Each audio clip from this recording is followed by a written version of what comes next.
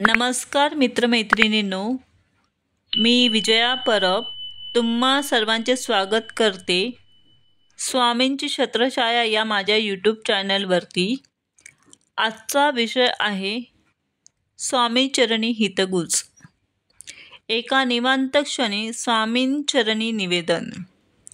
हे स्वामी राया, आमच्या जीवनात कितीही संकट येऊ दे, त्या संकटांना निमित्त करून तुम्ही आमची कितीही परीक्षा बघा, पण आमचे चित्त तुमच्या चरणापासून कदापिही दूर जाणार नाही, कारण तुम्ही आम्हाला निष्ठा नावाच्या गुणांचे वरदान दिलेले आहे।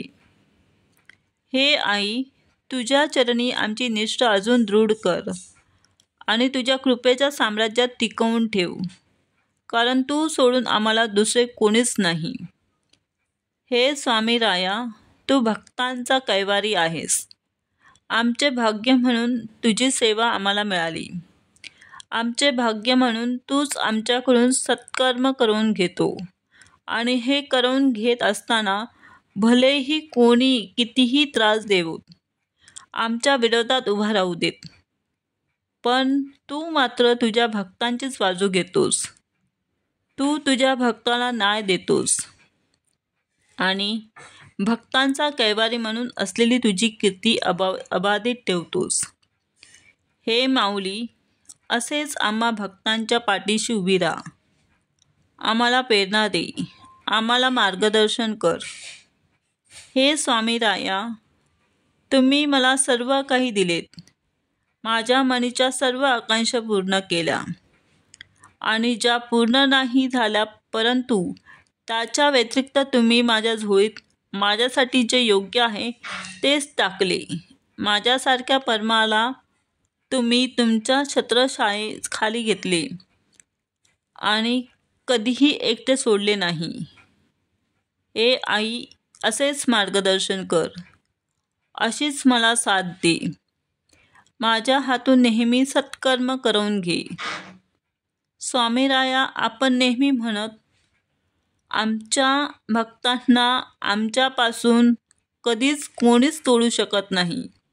एकदा का आमचं नाव आमच्या भक्ताच्या मनात रुजलं आणि ओठावर आलं, तर मग त्याची इच्छा असो वा नसो, तो आम्हाला मानो वा ना मानो, त्याच्याशी जुळलेला धागा आम्ही कधीही तुटू देत नाही। त्यांनी एकदा आमचं नाव घेतलं की आम्ही हजार वेळा त्याचं नाव घेतो। हे स्वामी राया, आम्ही तुला संपूर्ण शरण आलो आहे। आता आम्हाला तुझी अनन्य भक्ती दे, अतूट अभेद्य श्रद्धा दे, निरंतर ध्यास दे, हृदयातील तुझे हुकूम समजण्याचा विवेक दे आणि मुखात अखंड तुझे नाम घेत राहू देत।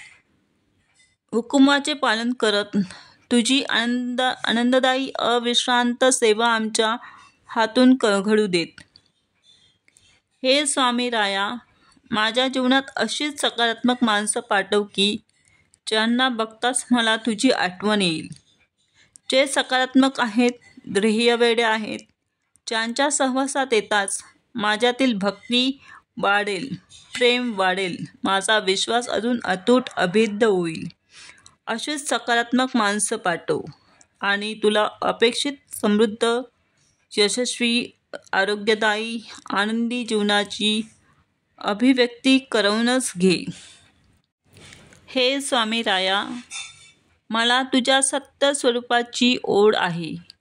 तुझे सत्य स्वरूप जाणून घेण्याची माझी तीव्र इच्छा आहे, परंतु हे गुरुराया, मी अज्ञानी आहे, प्रापंचिक आहे, मायेच्या प्रभावात फसलेलो आहे।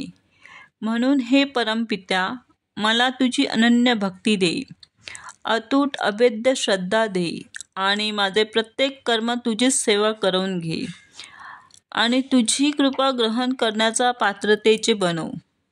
हे स्वामी राया, हे तूच करू शकतोस, कारण चराचरात तुझीच सत्ता आहे। हे स्वामी राया, तुझ्या नामाचा महिमा इतका अगाध आहे की ह्या नामाच्या शक्तीने तुझ्या सगुण रूपाचे दर्शन होतेच, पण तुझ्यामुळे निर्गुण स्वरूपाचा सुद्धा अनुभव होतो। हे स्वामी राया, तू माझा श्री गुरु आहेस। मी जेव्हा जेव्हा चुकतो तेव्हा तेव्हा तू मला सजग कर. माझी चूक माझ्या नजरेत आणून दे. झालेली चूक सुधारून घे आणि मला तुझ्या सेवेच्या पात्रतेचे बनव.